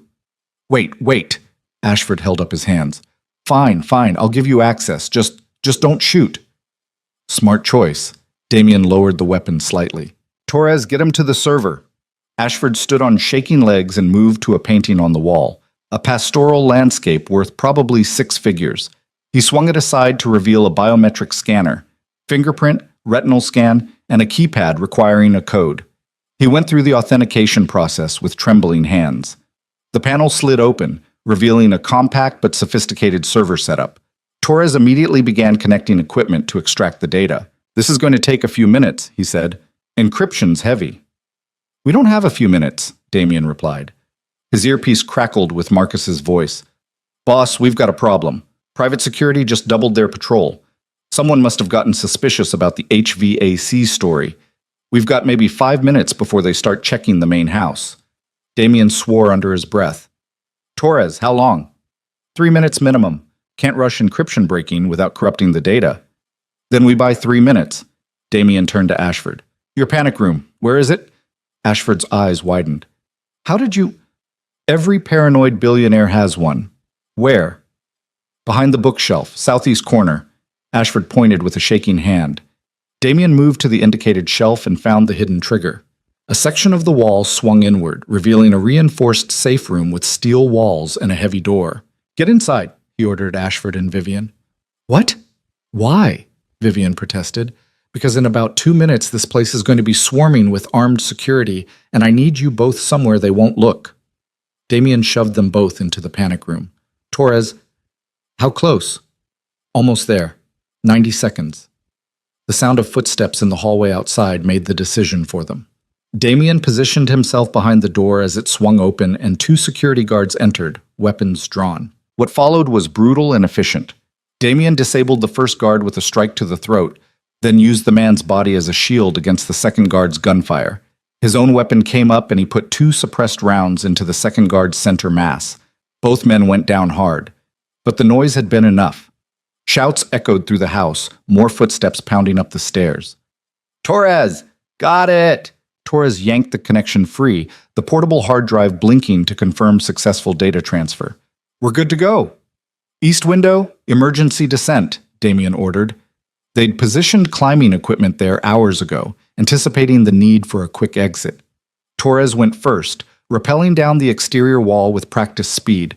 Damien grabbed the hard drive and followed, leaving Ashford and Vivian locked in the panic room. They hit the ground and ran for the perimeter fence just as alarms began shrieking across the estate. Marcus's voice crackled in Damien's ear. Extraction point Alpha, 30 seconds. They made it to the fence and went over using the same technique, dropping into the cover of trees just as searchlights began sweeping the grounds. A dark SUV roared up the access road, doors already open. Damien and Torres threw themselves inside, and the vehicle accelerated away before the doors were even closed. Behind them, Ashford's estate erupted in chaos. Lights, sirens, security personnel scrambling to understand what had just happened. But by the time they organized a coherent response, Damien's team was already miles away, melting back into the city's sprawl. In the SUV, Damien examined the hard drive Torres had secured. Did we get everything? Everything and then some, Torres confirmed. Financial records, trial data, communications between Ashford and his backers, video evidence of the experiments. This is going to bury them all. Damien allowed himself a moment of satisfaction. They'd done it. Against heavy odds and significant danger, they'd secured the evidence needed to expose Project Genesis and everyone involved. Now came the hard part, deciding what to do with it. The warehouse was quiet except for the hum of computer equipment as Torres worked through the night, cataloging the contents of Ashford's server. What they'd extracted was more devastating than even Damien had anticipated. Not just evidence of Project Genesis, but a sprawling web of corruption that touched dozens of pharmaceutical companies, research institutions, and government agencies. Damien stood at the window watching dawn break over Chicago, his phone pressed to his ear as Sarah Chen walked him through the implications. It's massive, Sarah said, her voice crackling with exhaustion and excitement. Ashford kept everything: communications with FDA officials who buried safety reports, payments to hospital administrators who falsified patient records, video recordings of meetings where they discussed which children to target based on genetic profiles. And the trial data, boss, this goes back almost 5 years. Project Genesis wasn't their first program. It was just the most ambitious. How many children total? Damien asked, though part of him didn't want to know the answer. At least 73 that we can confirm. Probably more that weren't properly documented. Sarah paused. There are files here about international operations too. They were recruiting candidates from orphanages in Eastern Europe, refugee camps in the Middle East, places where children disappear and no one asks questions. Damien closed his eyes. The scope of it was staggering. What had started as revenge for Noah had uncovered something that dwarfed any single crime. It was systematic exploitation of the most vulnerable, conducted with scientific precision, and protected by institutional power. What's your recommendation? He asked Sarah. We can't sit on this. Even if you wanted to, the people involved will know we have it. Ashford's probably already making calls, warning his partners. They'll be mobilizing resources to discredit us, destroy evidence, maybe come after us directly. Sarah's voice hardened. We need to go public before they can organize a response. And we need to do it in a way they can't bury. Agreed. Start packaging the evidence. I want multiple copies distributed to different outlets simultaneously. Investigative journalists, federal prosecutors, watchdog organizations. Make it impossible to contain. Already on it. I've reached out to contacts at the Tribune, the Times, and ProPublica. They're standing by for secure data transfers. Sarah hesitated. Damien, once we release this, there's no taking it back. You'll be exposing your own involvement in the extraction. People will ask questions about how you obtained this information. Let them ask. I'm not hiding from this. Damien turned from the window. How long until you can coordinate simultaneous release? 12 hours, maybe less if everyone moves quickly. Make it happen. Damien ended the call and found Marcus waiting nearby, tablet in hand. Vivian's been talking, Marcus said. She's given us names of everyone in the consortium backing Project Genesis. Politicians, pharmaceutical executives, venture capitalists. Some of them are going to have serious protection, the kind that makes problems disappear. Then we'll need to be smarter than their protection, Damien replied. What about Ashford? Still locked in his panic room as far as we know. His security eventually breached it, but by then half the estate was contaminated as a crime scene. Local police are involved now, asking questions about the break-in. Ashford's claiming it was a robbery, but he can't explain what was stolen without admitting the server existed. Good, let him squirm. Damien checked his watch. It was just past 6 a.m. I'm going back to check on Noah. Keep me updated on the media coordination. The Cross Medical Facility was quiet in the early morning, most of its overnight staff finishing their shifts. Damien found Elena curled in a chair beside Noah's bed, sleeping fitfully. But what made him stop in the doorway was Noah himself. The boy's eyes were open. Damien's breath caught. He moved into the room carefully, not wanting to startle the child. Noah's gaze tracked the movement, his expression confused and frightened. When he saw Damien, he shrank back against the pillows. It's okay, Damien said softly. You're safe. You're in a hospital and you're going to be fine. Noah's mouth moved, but no sound came out. His throat was probably raw from the intubation. Elena stirred at the sound of Damien's voice and sat up, disoriented. Then she saw Noah awake and burst into tears. Oh, thank God! Thank God! She was at his bedside in an instant, taking his small hand in both of hers. Noah, baby, can you hear me? Do you know who I am? Noah's eyes focused on her, and some of the fear left his face. He nodded slightly. You've been very sick, sweetheart. But you're getting better now. The doctors took good care of you. Elena was crying and smiling at the same time, her relief so profound it filled the room. You're going to be okay. Damien stood back, giving them space, his own emotions churning. This was his son, 6 years old, brave and fragile, fighting his way back from the edge of death. And Damien had missed 6 years of his life. First words, first steps, every milestone and moment that made up a childhood. He told himself it was necessary, that staying away kept them safe. But looking at Noah now, Damien understood the magnitude of what he'd lost, and what he'd almost lost permanently. Cora appeared in the doorway, summoned by the alert from Noah's monitors, indicating he'd regained consciousness. She moved past Damien with professional efficiency, checking Noah's vitals and responses. Excellent, she murmured, shining a light in Noah's eyes and watching his pupils respond. Neurological function appears intact. Can you squeeze my hand, Noah? Noah complied weakly. Good. And can you wiggle your toes? Another weak movement under the blankets. Very good. Cora stepped back and addressed Elena. His cognitive and motor responses are normal for someone recovering from severe toxin exposure. We'll need to monitor him closely for the next 48 hours, but this is extremely encouraging. Elena couldn't stop touching Noah, his face, his hair, his hands, as if reassuring herself he was real and present. When can he come home? Let's get him through the next 2 days first, Cora said gently, but if he continues improving at this rate, possibly by the end of the week. Noah's gaze had drifted to Damien again, studying this stranger with a child's unfiltered curiosity. Elena followed his look and seemed to make a decision. Noah, there's someone I want you to meet. She gestured for Damien to come closer. This is Damien. He's your father. The words hung in the air. Noah's eyes widened, processing this information with whatever limited understanding a 6-year-old could muster. Damien knelt beside the bed so he was at eye level with his son. "Hi, Noah," he said quietly. "I'm sorry we're meeting like this. I'm sorry I haven't been around, but I'm here now, and I'm not going anywhere." Noah studied him for a long moment. Then, in a voice barely above a whisper, rough and uncertain, "You look like me." Damien felt something crack in his chest. Yeah, I guess I do." "Are you nice?" The question was so innocent, so direct, that Damien almost couldn't answer. Was he nice? He'd built an empire on violence and intimidation. He'd hurt people, killed people, done things that would haunt him forever. But looking at this child, his child, he knew what answer he wanted to be true. "I'm trying to be," he said, "for you." Noah seemed to accept this. His eyes were already drooping, exhaustion pulling him back toward sleep. Elena smoothed his hair and whispered that it was okay to rest, that she'd be right here when he woke up. Within minutes, Noah was asleep again, his breathing steady and peaceful. Elena turned to Damien, her face streaked with tears. "Thank you," she said, "for whatever you did to find the people who hurt him, for bringing him back to me." "To us," Damien corrected. "He's ours, Elena. Both of ours." And I meant what I said. I'm not going anywhere. Elena studied his face. "What happens now? With the people responsible?" "Justice happens.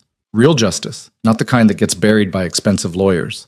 Damien pulled out his phone and showed her a draft press release Sarah had prepared. "In a few hours, every major news outlet in the country is going to receive evidence of what GeneSys has been doing. Names, dates, financial records, everything. It's going to be impossible to ignore." Elena read through the document, her expression hardening as she absorbed the details. "This will destroy them." "That's the idea." "And you? What happens to you when people start asking how you obtained this evidence?" "I'll deal with it." Damien pocketed the phone. "But Noah's safe now. That's what matters." Before Elena could respond, Damien's phone buzzed with an urgent message from Marcus. "We have a situation. Ashford's people are moving. They're trying to get ahead of the story." Damien stepped into the hallway and called Marcus back. "What's happening?" "Ashford just held an emergency press conference. He's claiming his home was invaded by criminals who stole proprietary research data, and he's demanding federal investigation into the theft. He's trying to frame this as corporate espionage before we can release the real story." "How much time do we have?" "Hours, maybe less. If he convinces the FBI to seize our evidence as stolen property, we could lose control of the narrative entirely."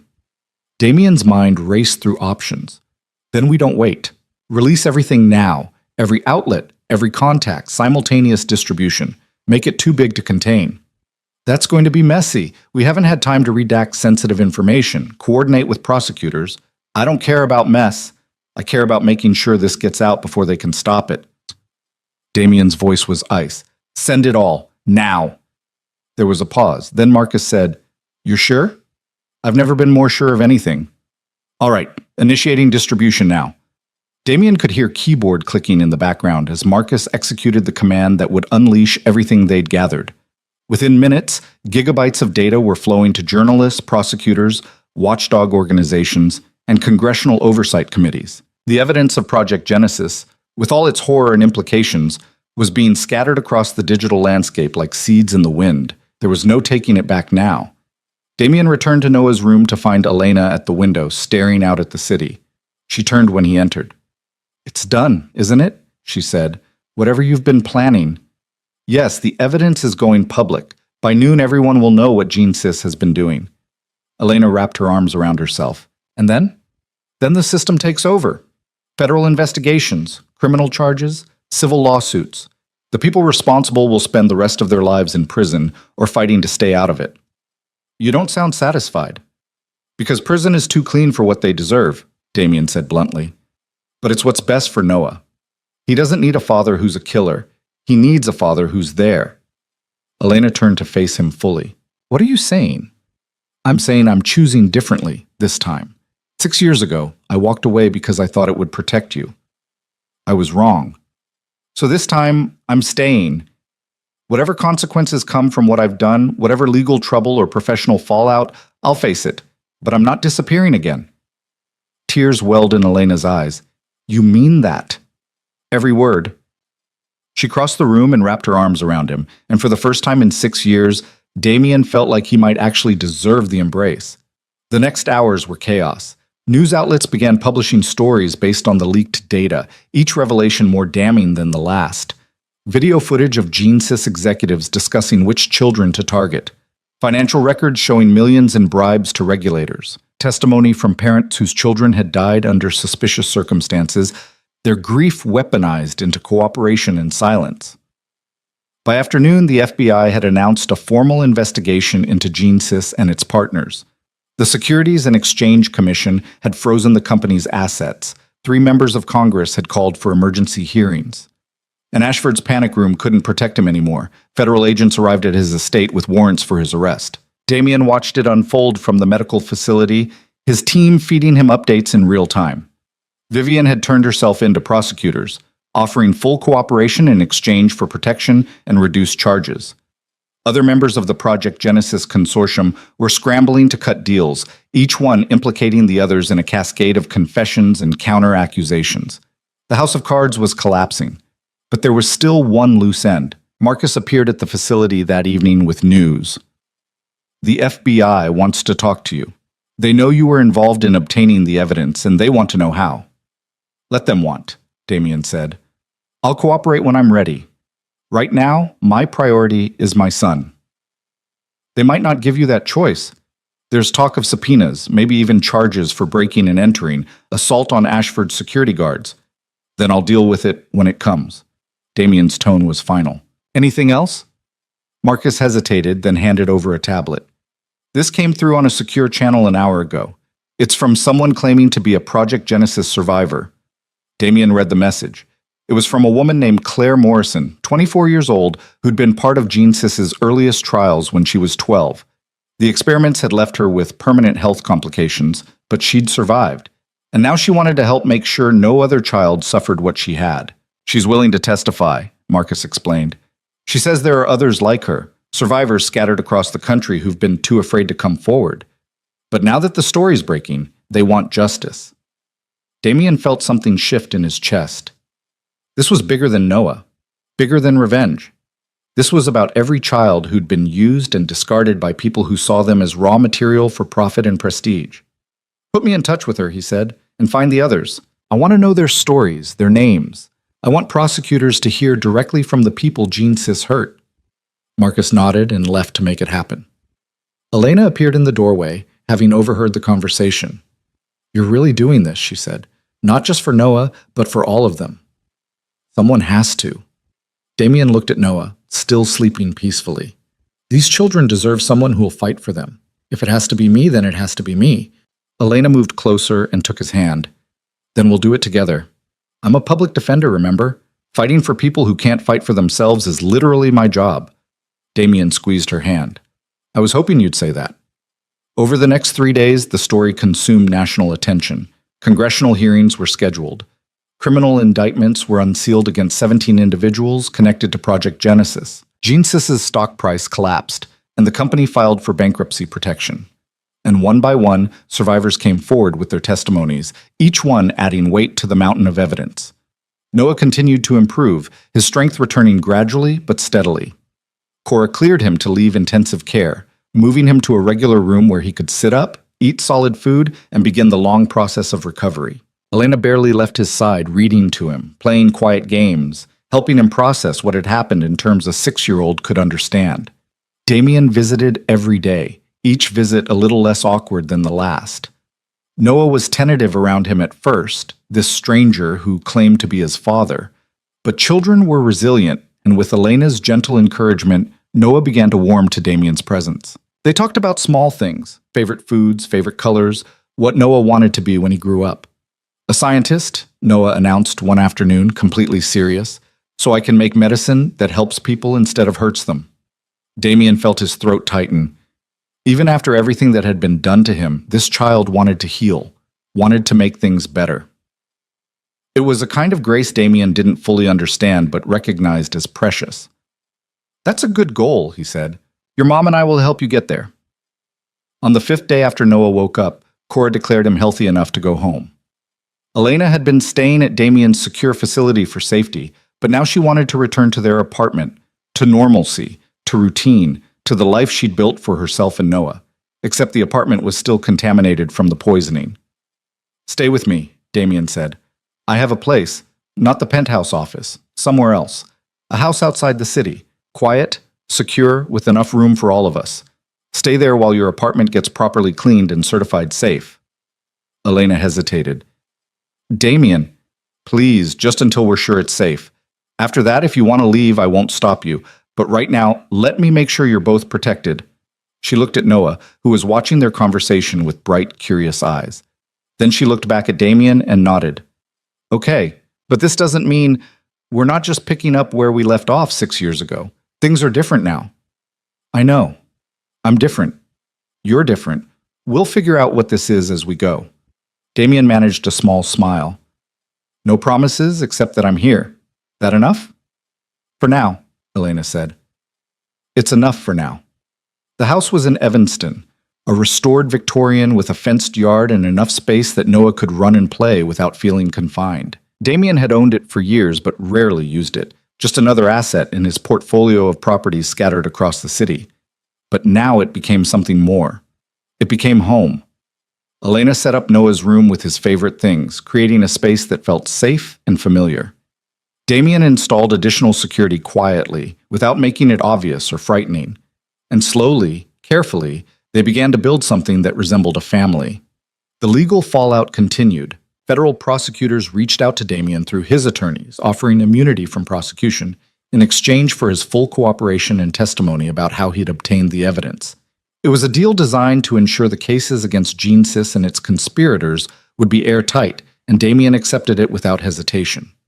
He testified in closed sessions before a grand jury, walking them through everything he'd discovered and how. His testimony was damning and detailed, and it resulted in additional indictments against people who'd thought themselves safely insulated from consequences.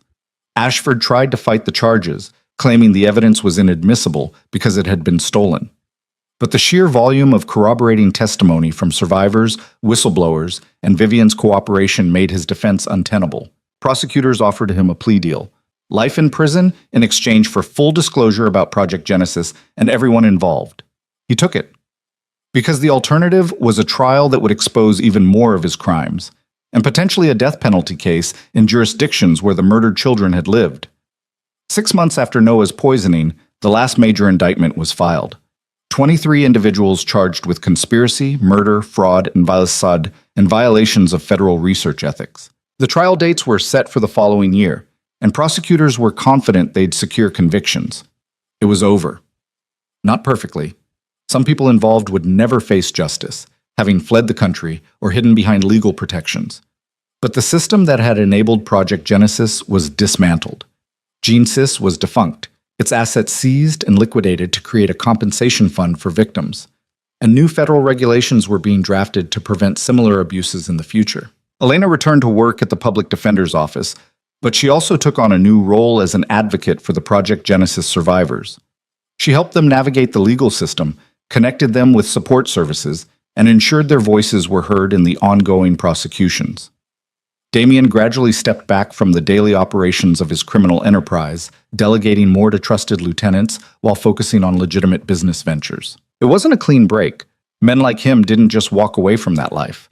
But it was a transition, a slow pivot towards something that Noah could one day understand and maybe even respect. And Noah himself thrived. The toxin had left no permanent damage, according to Cora's thorough examinations. He went back to school, made friends, played soccer, and slowly forgot the terror of those days in the hospital. He knew his father was someone important, someone powerful, but Damien worked hard to make sure Noah also knew him as someone who showed up to school events, helped with homework, and read bedtime stories. One evening, nearly a year after everything had happened, Damien sat on Noah's bed reading from a children's book about dragons and brave knights. Noah was drowsy, fighting sleep with the determination only a 7-year-old could muster. "Dad?" Noah said suddenly. Damien still wasn't used to that word. It made his chest tight every time. "Yeah, buddy? Are you a good guy or a bad guy?" The question was innocent, but it cut deep. Damien set the book down and thought about how to answer honestly without destroying his son's faith in him. "I've done bad things," he said finally. "Things I'm not proud of. But I'm trying to do better. Trying to be the kind of person you can be proud of when you're older. Noah considered this seriously. Mom says you saved me. That makes you a good guy. Your mom's generous. She also says you saved a lot of other kids, too. The ones on TV who were sick like me. Noah's eyes were starting to close. That's definitely good guy stuff. Damien smoothed Noah's hair back from his forehead. Maybe I'm both. A bad guy trying to be good. Would that be okay? Yeah, Noah mumbled, already half asleep. Just keep trying. I will, I promise. Noah drifted off, and Damien sat there for a long time, watching his son sleep. In the doorway, Elena appeared, leaning against the frame with a soft smile. You're getting good at that, she said quietly. At what? Being his father. Damien stood and followed her out of the room, leaving the door cracked so they could hear if Noah needed them. They walked downstairs to the kitchen, where Elena poured 2 glasses of wine and handed one to Damien. I've been thinking, she said. About us? About what this is. Damien's chest tightened. And? And I think... Elena paused, choosing her words carefully. I think we're not the people we were 6 years ago. We can't just pick up where we left off. But maybe we can build something new, something that fits who we are now.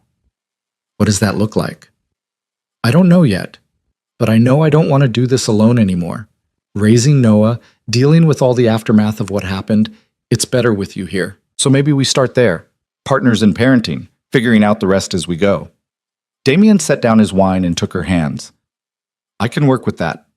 Elena smiled, and it was genuine and warm and full of possibility. Good, because Noah's going to need both of us to survive his teenage years. Terrifying thought. Tell me about it. They stood there in the quiet kitchen, the house settling around them, and for the first time in years, Damien felt something he'd almost forgotten. Peace. Not perfect, not complete, but real and earned and worth protecting. Outside, Chicago hummed with its usual chaos, crime and corruption, power and politics, all the machinery of a city that never stopped moving. But in this house, in this moment, there was just a family finding its way forward. Noah was safe. The people who'd hurt him were facing justice. And Damien Cross, the man who'd built an empire on fear and violence, had found something more valuable than power. He'd found a reason to be better. And in the end, that was the only redemption that mattered.